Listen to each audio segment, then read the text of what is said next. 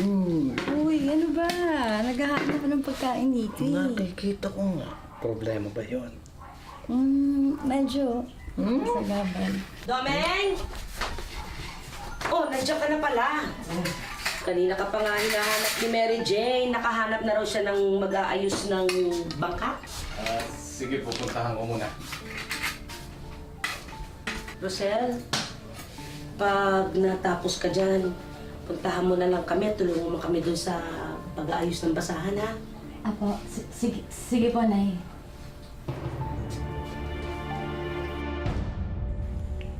Ika nga nila, ang lahat daw ng sobra, masama.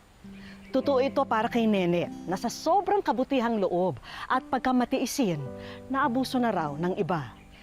Likas ba siyang martir o may hangganan din ang kabaitan niya? Magandang hapon po mga kapuso. Ako po si Vicky Morales at ito ang Wish Ko Lang. Ano ka ba naman, Joseph? Para kang babae kong humila. Ito ba namang edad kong ito? Ako pa ang pinapahirapan mo. Opo, Tay. Ilang beses ko bang sasabihin sa iyo, hindi kita anak. Kaya huwag mo akong tatawaging tatay, ha? Domeng, ano ka ba? Di ka naman inaano ng bata, sinasaktan mo. Bata? Hindi na ito bata, matigas na ang buto nito. Ampun-ampun ka, batugan pa. Nak, umuwi ka na lang para hindi ka na Hoy! masaktan. Hoy! Saan ka pupunta? Ha? Ikaw ang mag-aayos nitong bangka.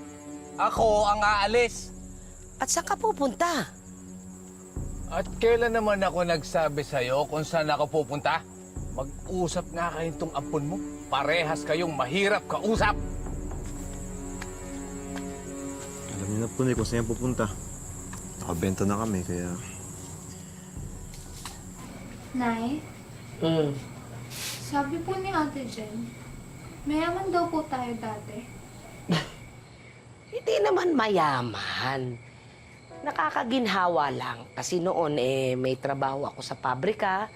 Tapos malakas ang kita ng tatay niyo sa pangingisda. Di ba po may malaking bangka tayo na ni Nay? Naibenta na. Kasi nabaon tayo sa utang.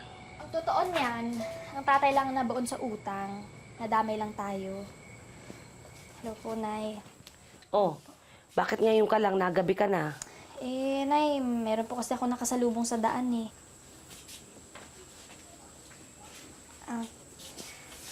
Nay, si Rosel po, classmate ko dati. Magandang gabi po. Nay, okay lang po ba na dito muna siya? Kasi pinalaya siya sa kanila eh. Pinalayas? Opo. Bakit? Okay lang. Hindi mo kailangan sabihin ngayon kung hindi ka pa handa. Sabihin mo na lang pag komportable ka na, ha? So, Nay, ibig sabihin po ba na pwede na siya dito? Kaibigan mo siya, di ba? Makakatangi ba ako? Salamat po, Nay. Totoo pala yung sinasabi mo na napakabait ni nanay, no? Ay, grabe, super. Teka, yung tatay niyo nga pala. Kung gaano kami kaswerte sa nanay namin, gano'n naman kami kamalas sa tatay namin. Bakit naman? Swerte ng araw ngayon. Mapera ako. Ano ba ito dito? Bilaw na tayo. Okay ka na kami. Ha? Uy, Domeng! Oh! Sino ka? Hayop ka? 2 buwan mo ako yung binahay tapos hindi mo na ako kilala? 2 buwan pala yun eh. Di matagal na. Ibig sabihin, pinagsawaan na kita. Pang ginagawa mo rito? Lisa. Hayop ka? Walang niya ka talaga? Ha? Hayop ka? Niya ka.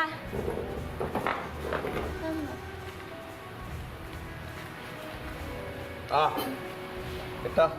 Ha? Ipambili mo ng gatas ng anak mo. Swerte mo. Mabait ako ngayon. Pero pag nagpakita ka sa akin muli, alaman mo na kung paano ako magalit.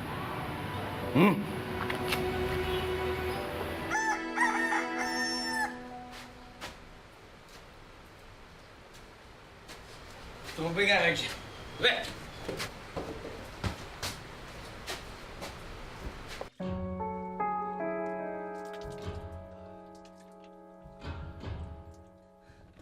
Bastos! Bastos! Jane! Sel? Jane! Jane! Domeng, anong ginagawa mo? Anong ginagawa ko? Hindi ba siya dapat kung ano ang ginagawa niya dito sa pamamahay ko? Siya si Rosel, kababata ni Jane. Eh, dito muna siya titira. Hindi mo man lang naisip na konsultahin ako bago ka mag-ampon na naman. Una! Wala naman akong pakialam sa sasabihin mo. Wala akong pakialam kahit ampunin mo ang buong barangay. Ha? Tara!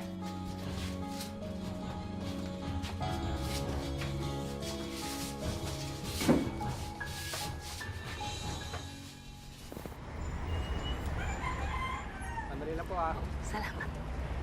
Nay, Oh, nasaan si Rosel? Sabi niya daw kasi masama daw yung pakiramdam niya. Kaya yun, iniwan na lang po namin. Ha? Eto Mary Jane.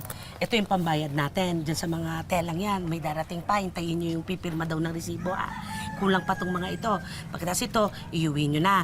Aalis muna ako. Titignan ko muna si Rosel at kawawa naman yung bata. Mag-iingat kayo yung kapatid nyo, Titignan mo. Teka, Nay. Bakit? Ano ka ba, malaki na si Rosel? Kayang-kaya niya na yung sarili niya. Alam ko naman yun. Pero wag nyo kalilimutan. Sa atin siya nakatira. Kaya responsibilidad ko ang batang yon. Titignan ko muna siya. Sige na, kaya nyo na ito. sige po, Nay. Yung mga kapatid nyo, ha? Rosel?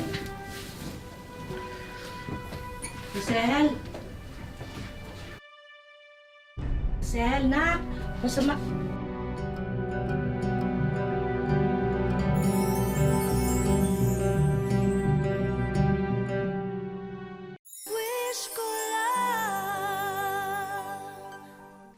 Inampun ni Nene si Rosel dahil naawa siya sa dalagita na kaibigan ng kanyang anak.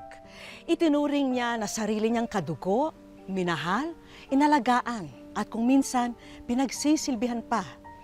Ngunit sa hindi niya maisip na dahilan, pumatol si Rosel sa mister niyang si Domeng.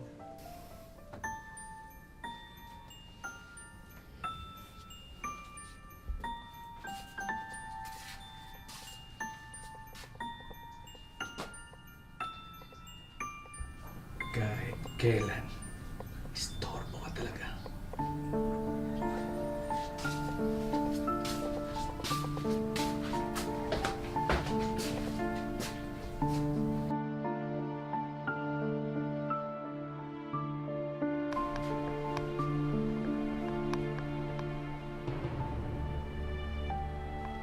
Sorry po, Nay.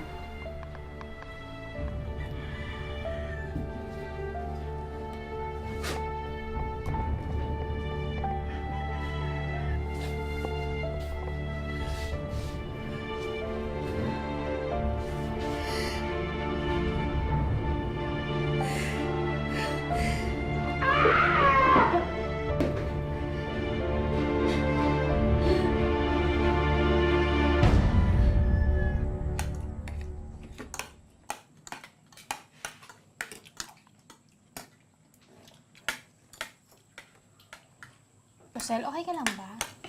Parang kanina ka pa namumutla eh. Okay ka lang? Hala, nanlalamig ng kamay ni Ate Rosel. Binigyan ko naman ng gamot si Ate Rosel nyo eh. Kailangan lang niyang magpahinga. Nahuli man ni Nene ang asawa at si Rosel sa akto. Mas pinili niyang isikreto na lang ito at kalimutan. Pero hindi ito nakabuti sa sitwasyon.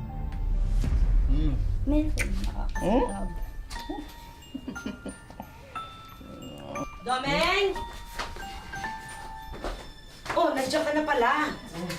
Kanina ka pa nga hinahanap ni Mary Jane. Nakahanap na raw siya ng mag-aayos ng bangka. Sige, pupuntahan ko muna.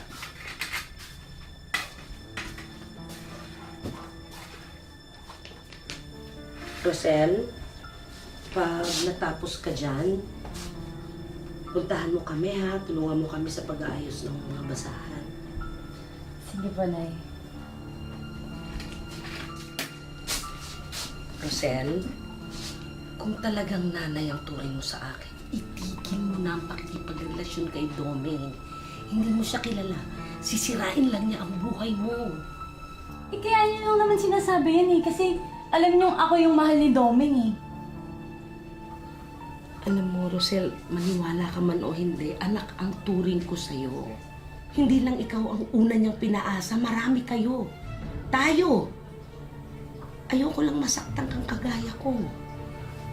Hindi tayo magkakagaya. Magkaiba tayo. Hindi ko kailangan ng pag-aalala mo, nanay.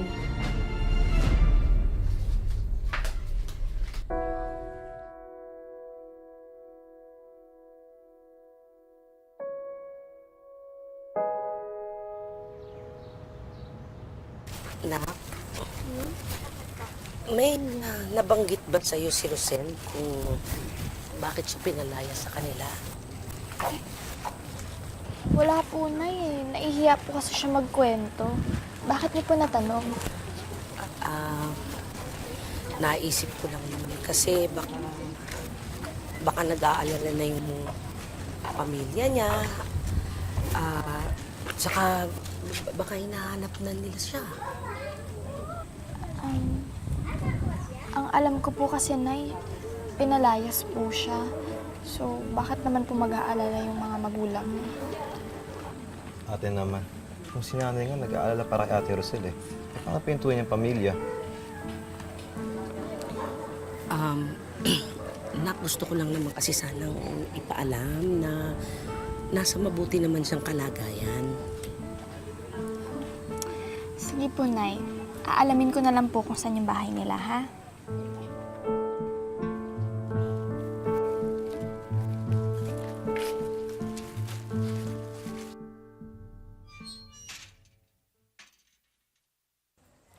Pasensya ka na, Nene, pinag-antay pa kita. Hindi ka naman na dapat nag-abala. Kumusta na yung anak ko? Kumusta na si Rosel? Yun nga ang ipinunta ko rito. Una, para sabihin, nasa mabuting kalagayan naman siya. Ay, salamat sa Diyos. Abot-abot ang pag-aalala ko nung simula nung lumaya siya. Lumayas? Ang sabi niya sa amin, pinalayas niyo daw. Hindi totoo yun. Lumaya siya dahil pinigilan namin makipagrelasyon sa lalaki may asawa. Anong nangyari? Lumaya siya para makipagkita dun sa lalaki pero balita namin hindi siya sinipot dun sa tagpuan nila.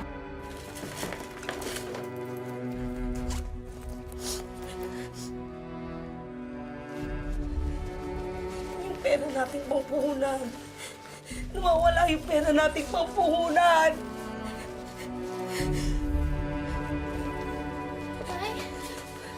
Nay, wala na po yung mga gamit ni Rosel. Nay, bakit po naglayas siya? Bakit, Nay? Nay, bakit po?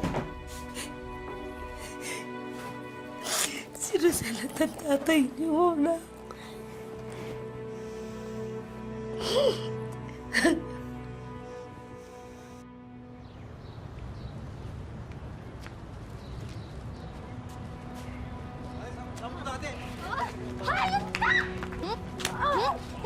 Teka lang! Bakit?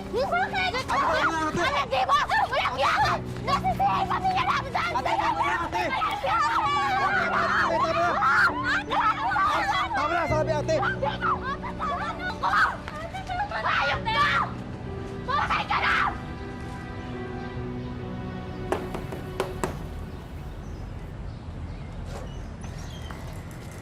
Oh, Nay. Anong ginagawa mo dito?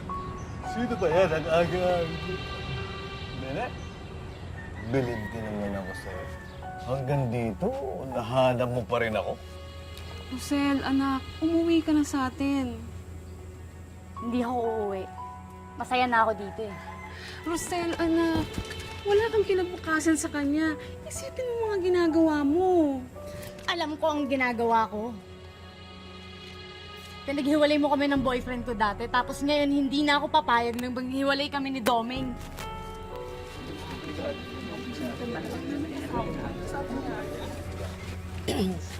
Talaga bang dito tayo mag-uusap o papasok tayo sa loob? Ano pa ba naman ang dapat pag-usapan? Umalis na lang kayo para walang gulo. Okay?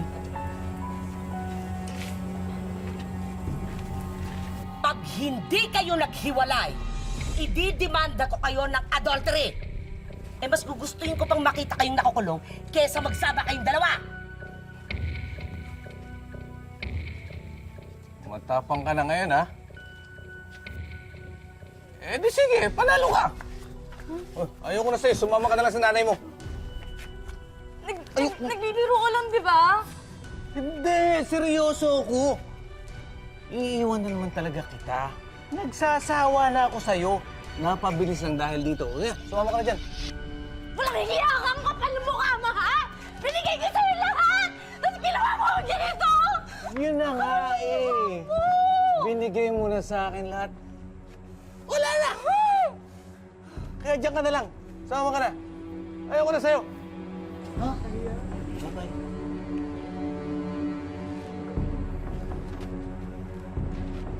Hindi ka na.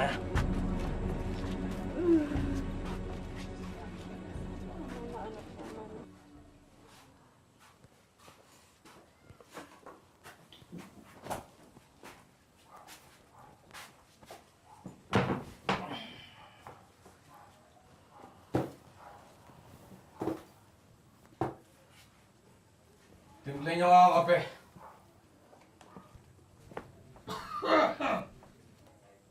Ang sabi ko...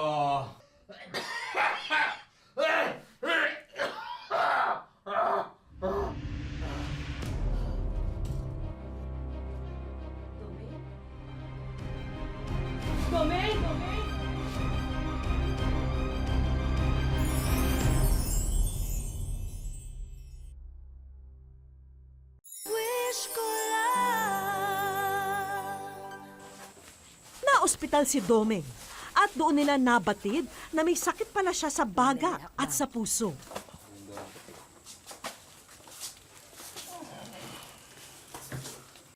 Diretso nyo na yan sa kwarto, baka mamaya makahawa pa dito. Halika na.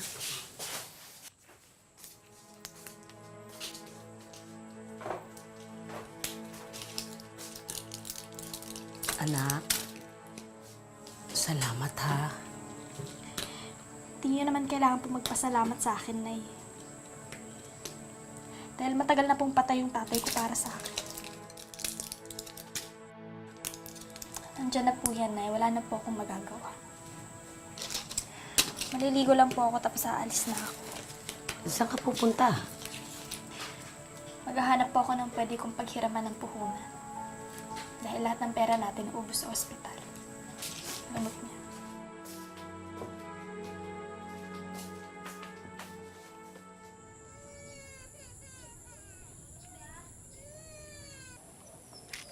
Domeng?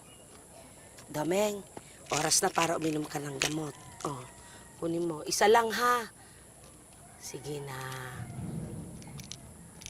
Maganda daw sa taong may sakit sa baga ang hangin ng dagat. Kaya nga kita dinala dito eh.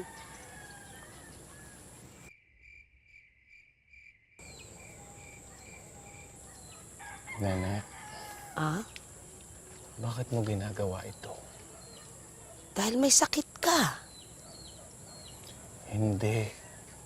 Bakit mo ito ginagawa? Bakit mo ako pinagtitiyagaan? Bakit mabait ka pa rin sa akin kahit na puro kasama ng ginawa ko sa'yo, sa mga anak natin? Sana pinabayaan mo na lang akong mamatay. Yan naman ang bagay sa mga walang kwentang taong tulad ko. Doming, hanggang ngayon ba hindi mo pa rin alam ang sagot sa katanungan mo? Dahil asawa kita. Dahil mahal pa rin kita.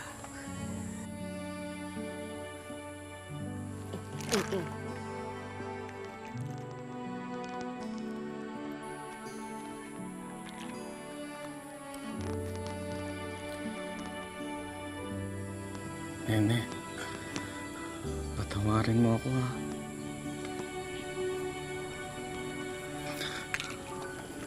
Patawad.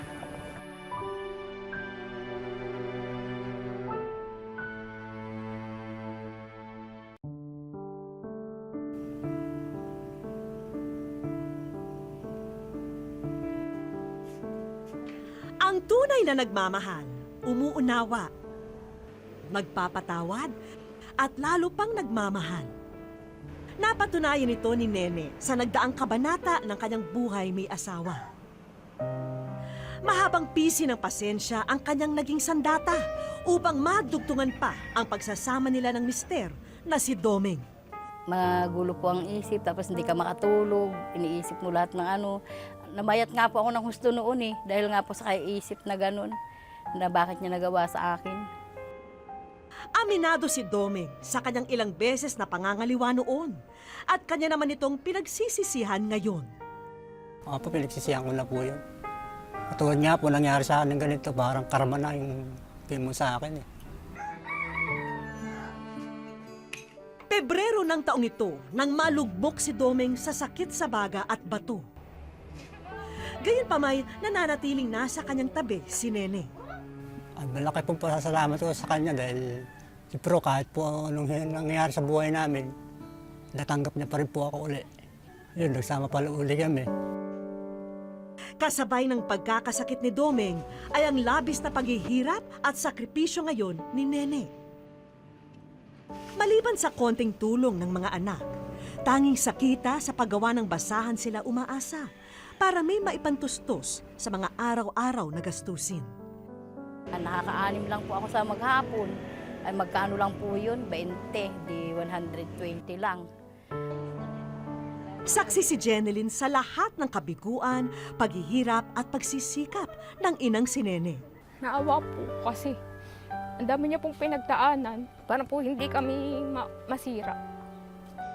At bilang isang anak, hangad din niyang mapaligaya ang mga minamahal na magulang. Kaya ipinaabot niya sa aming programa ang kwento ni Nene, ang kanyang dakilang ina.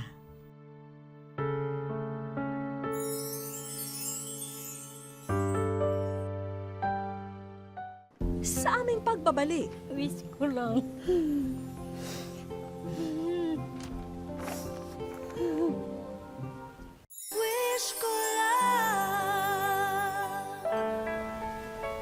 kinabukasan, muli naming binalikan ang mag-asawang Nene at Doming. At gaya ng nakagawian, abala si Nene sa pagsalansan ng nagawang mga doormat. Hanggang sa mapansin niya ang isang sulat. Nene, bilang isang asawa at ina, hindi matatawaran ang iyong sakripisyo mula noon hanggang ngayon. Humahanga po kami sa iyong kadakilaan. At sa muling pagbuklat ni Nene ng basahan, ikaw ay nasa wish ko lang.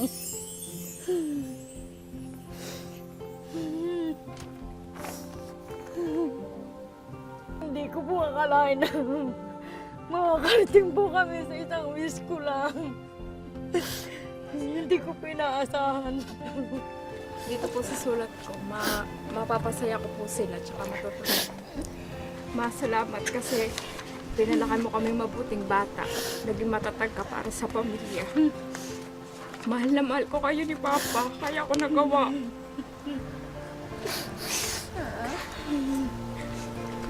Kaya ako sumulat sa wish ko lang. isa raw sa nirereklamo ni Nene ang lumalabo niyang mata. Kaya dinala namin siya sa kaibigang espesyalista sa mata sa Balanga.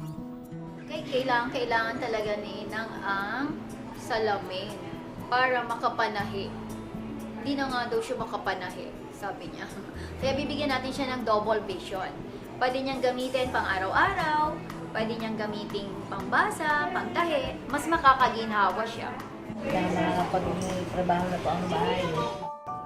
Binigyan din namin ng konting bonding moment ang mag-asawa. Matagal-tagal na raw kasing hindi sila nakakapamasyal at nakakakain man lang sa labas.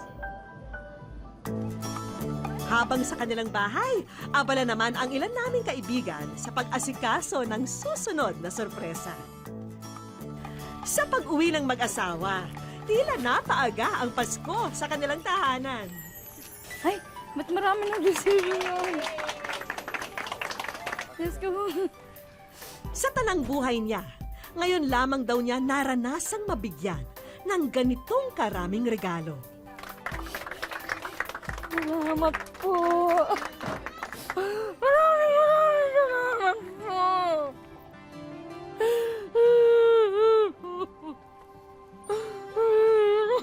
Salamat po sa inyo lahat. Lalong-lalo. Alis po. Maraming salamat po. Ate Ne, ang Rotary Club of Mariveles Eco Zone po ay naghandog sa inyo ng pangkabuhayan showcase, ang Sari-Sari Store. Sa haba po ng aking paghihirap, ngayon ko lang po ito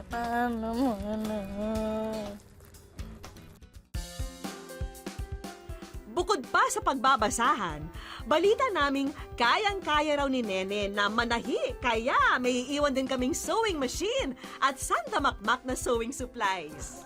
Ang dami po nito ah.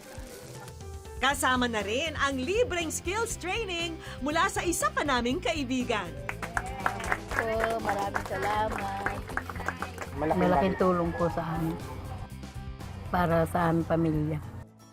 May iniabot din kaming tulong medikal para kay Doming. Salamat po, ma. Ay, tuwang-tuwa po ako sa ganak talaga po. Wala na po ako masabi talaga. Tuwang-tuwa po ako. Baka nga po hindi ako makatulog mamayang gabi eh. Nag-uumapaw ang saya at pasasalamat ni Nene sa biyayang dumating sa kanyang pamilya. Sa kwentong ito, hindi mali ang umibig ng buong puso at hindi rin masama kapag tumulong sa mga nangangailangan. At lalong hindi kailanman kasalanan ang magpatawad kahit sa mga pinakamabibigat na pagkakamali. Hanggang sa susunod na Sabado mga kapuso, ako po si Vicky Morales at ito ang Wish Ko Lang. Kang susuko